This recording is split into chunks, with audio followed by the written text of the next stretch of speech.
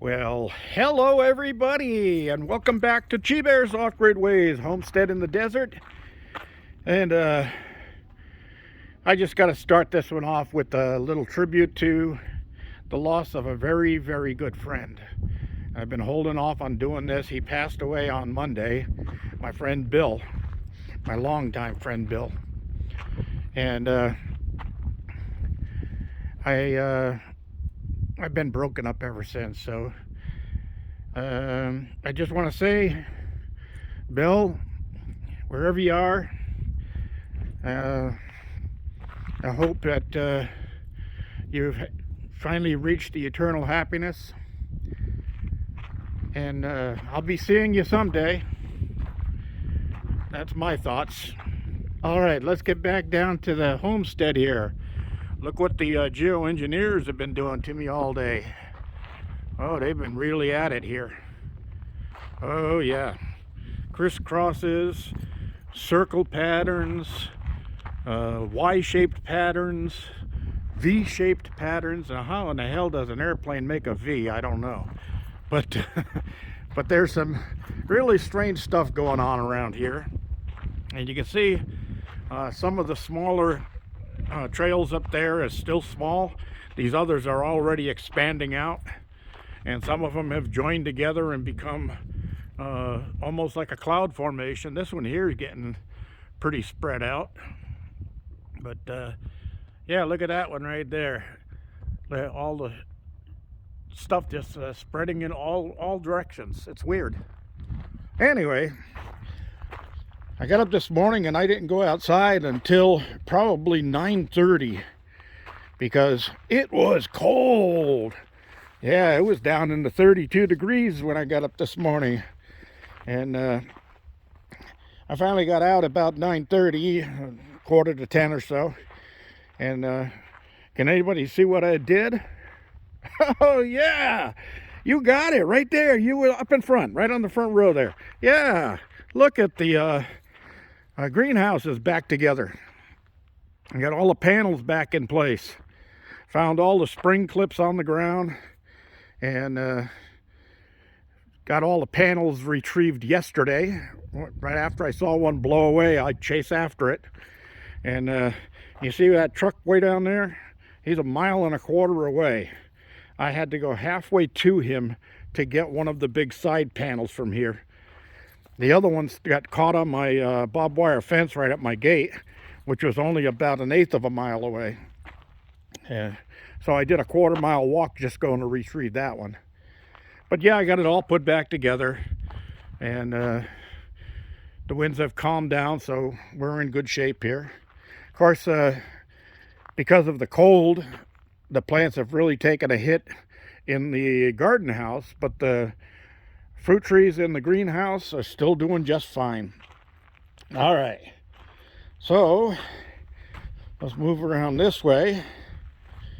By the way, I've got notice from some more of my sponsors. I've got some more items coming in for review, and I think they'll be pretty interesting for some of you people. I was hoping to get some of them before Christmas, so I can get the video done before Christmas in case anybody was interested in a nice gift for somebody that they know. But yeah, I don't know. It all depends on how quick they get here. And guess what? My favorite Fed excuses. one of the sponsors shipped through Fed excuses, and I emailed him back right away. As soon as he sent me the tracking information, I said, I grimaced when I saw FedEx. I have never received a package on time from FedEx in my history of living. I just don't get it. You should have used UPS, because, of course, I got other packages that are coming from other people from UPS. And UPS actually even called me this morning and said, yep, your package will be at the address at so-and-so, such and such time tonight. I said, great, that's fantastic, thank you very much. But no, FedEx, or Fed excuses, yesterday I was tracking the package, and it was in Bloomington, California, a Bloomington facility. And that's about an hour and a half southeast of here. Okay, so this morning I got up, and there's a thing on my screen that says FedEx tracking, your package is on the way. And I looked at it, and it says it's in Fullerton, California. That's 2 hours away in the other direction. The idiots, what are they doing? Man, they are really something else. So anyway, they're still saying that it's going to get delivered by end of day today. How many of you want to take a bet right now that at end of day today or a little bit after that, I get a notice from FedExcuses that says delivery exception, unable to deliver? How much you want to bet? It's never failed. That's what they do for a living. Oh my God, they're idiots. So anyway, yeah, there's more chemtrails all the way through there. And you can't really see it, but those mountains are covered in snow all the way down to the horizon, all the way to the bottom. And yeah, a lot of snow came down, and I can actually see Big Bear from here, which is quite a ways away. And that's all covered with snow too. So they got some snow up here, and then I can see Arrowhead over there.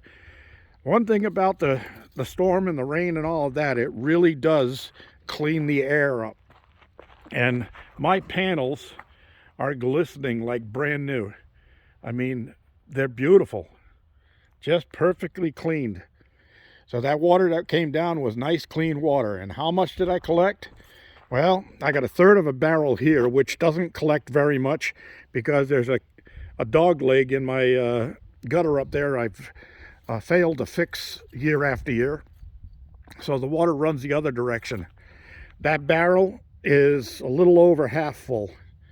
The barrel on the other corner over there is 2/3 full. And the barrel on the other corner on the other front side is 2/3 full.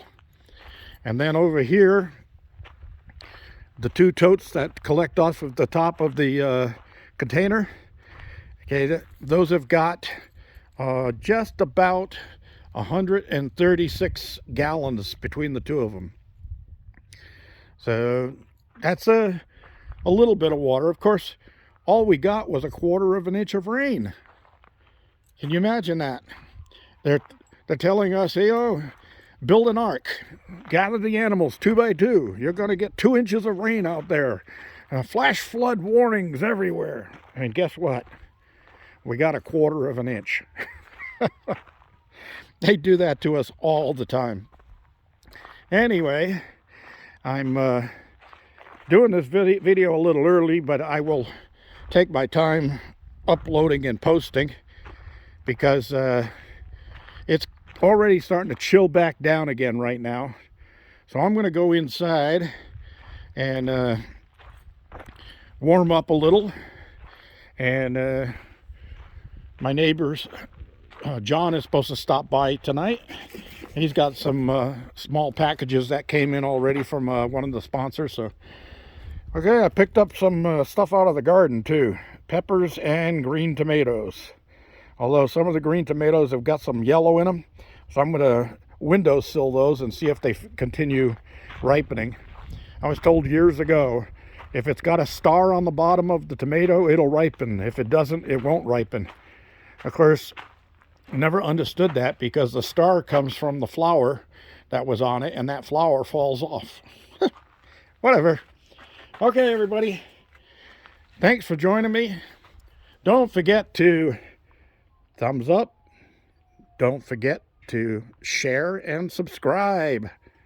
This is G Bear thanking you for joining me and signing off.